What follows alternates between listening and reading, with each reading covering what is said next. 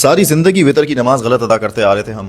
Imagine that. رسول اللہ صلی اللہ علیہ وآلہ وسلم نے فرمایا کہ اپنی وطر کی نماز کو مغرب کی نماز کی طرح ادا مت کرو. ناؤ یہ وہ حدیث ہے جو مستدرک الحاکم میں رپورٹ ہوئی ہے, امام دارقطنی نے اس کو رپورٹ کیا ہے, امام بیہقی نے رپورٹ کیا ہے, اینڈ حافظ ابن حجر اسقلانی اس کو اپنی کتاب فتح الباری میں رپورٹ کرتے ہیں اور کہتے ہیں کہ یہ حدیث شیخین کے جو شیخ المحدثین ہیں, امام مسلم اور امام بخاری, ان کے رولز پہ پوری اترتی ہے. اس کی سند فلالس ہے, مطلب یہ حدیث اوتھینٹک ہے. ناؤ نبی علیہ السلام نے جو ہمیں منع کیا نا کہ وطر کی نماز کو مغرب کی طرح ادا نہ کرو, اس میں بہت مائنیوٹ سا چینج ہے. جیسے ہم مغرب کی نماز میں پہلی رکعت ادا کرتے ہیں, سیکنڈ رکعت میں بیٹھ جاتے ہیں, تشہد میں التحیات ادا کرتے ہیں, پھر تھرڈ رکعت کے لیے کھڑے ہوتے ہیں اور پھر تھرڈ رکعت بھی ویسے ہی ادا ہوتی ہے جیسے سیکنڈ کی تھی, ود دی ایڈیشن آف درود اینڈ دین سلام. وطر کی نماز میں ہلکا سا چینج آتا ہے. وطر کی نماز میں آپ کو سیکنڈ رکعت میں تشہد ادا نہیں کرنا ہوتا. نماز میں تشہد کا ایلیمنٹ وہ ہوتا ہے جہاں ہم بیٹھتے ہیں اور التحیات ادا کرتے ہیں. نارملی تشہد سیکنڈ اور فورتھ رکعت میں ادا کیا جاتا ہے جو ایون نمبر کی رکعتیں ہوتی ہیں, لیکن رسول اللہ صلی اللہ علیہ وآلہ وسلم نے بہت کلیئر کیا ہے. نبی علیہ السلام نے فرمایا کہ جب تم وطر کی نماز ادا کرو تو سیکنڈ رکعت میں تشہد ادا مت کرو اور تھرڈ رکعت میں ڈائریکٹلی کھڑے ہونے کے بعد تشہد ادا کرو, درود پڑھو, دعا کرو اینڈ موو آن. تھرڈ رکعت میں ایک اور ایڈیشن یہ بھی ہوتا ہے کہ قنوت نازلہ پڑھنی ہوتی ہے. ناؤ سب کانٹیننٹ میں یہ کلچر ہے کہ قنوت نازلہ کی جگہ دعائے قنوت پڑھی جاتی ہے. دعائے قنوت از اللہم انا نستعینک و نستغفرک اینڈ قنوت نازلہ از اللہم اہدنی فیما ہدیت.